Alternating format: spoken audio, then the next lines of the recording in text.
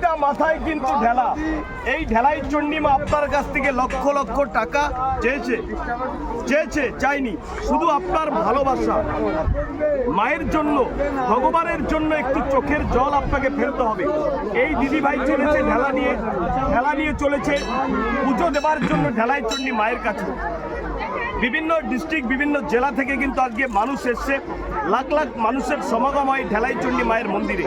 চাইলে আপনিও আসতে পারেন। দিদিভাই কোথা থেকে এসছেন? কৃষ্ণনগর থেকে এসছেন। আপনি হাসখালি? একদম। আপনি কোথা থেকে এসছেন? মাঝেরপাড়া। আপনি কোথা থেকে এসছেন? যাত্রাপুর বাড়ি। দেখুন বিভিন্ন জেলা থেকে আসছে। দেখুন আরেক মা আসছে ঢেলা মাথায় নিয়ে। আমি ক্যামেরাম্যানকে বলবো দেখাতে। এই হচ্ছে মায়ের মূল মন্ত্র।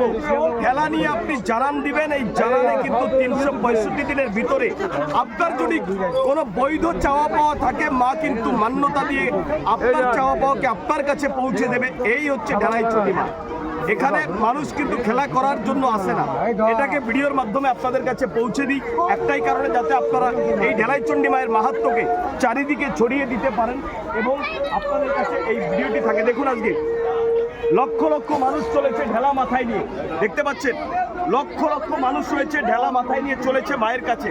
সামান্য দুধ এবং কলা দিয়ে যদি আপনি মাকে ডাকতে পারেন, কিভাবে হচ্ছে স্বপ্ন পূরণ। হ্যাঁ, আপনার স্বপ্ন পূরণ। আপনি কোনো রোগ ভোগে রয়েছেন, চাকরি থেকে সন্তান লাভ, যদি আপনার কিছু প্রয়োজন থাকে, মায়ের মন্দিরে মায়ের স্থানে এসে সামান্য দুধ এবং কলা দিয়ে আপনি একবার মাকে ডাকুন, আর আপনার ভক্তি, তাতেই আপনি মুক্তি পেয়ে যাবেন। আজকে মানুষ এসছে সামান্য, দেখুন এখানে কি বিজ্ঞান রয়েছে, কি রয়েছে না রয়েছে আমি কিচ্ছু বলতে পারবো না, শুধু বলবো প্রাচীন কাল থেকে কিন্তু এই ঢেলাই চণ্ডী মায়ের মন্দিরে পুজো করে আসছে মানুষ। একটা বিশ্বাস, এই বিশ্বাসী ভক্তি, আর এই ভক্তির থেকে কিন্তু ভগবান লাভ হয়। আপনি ভক্তি করতে পারছেন না হয়তো, এই কারণে আপনি ভগবানের দর্শন পাচ্ছেন না।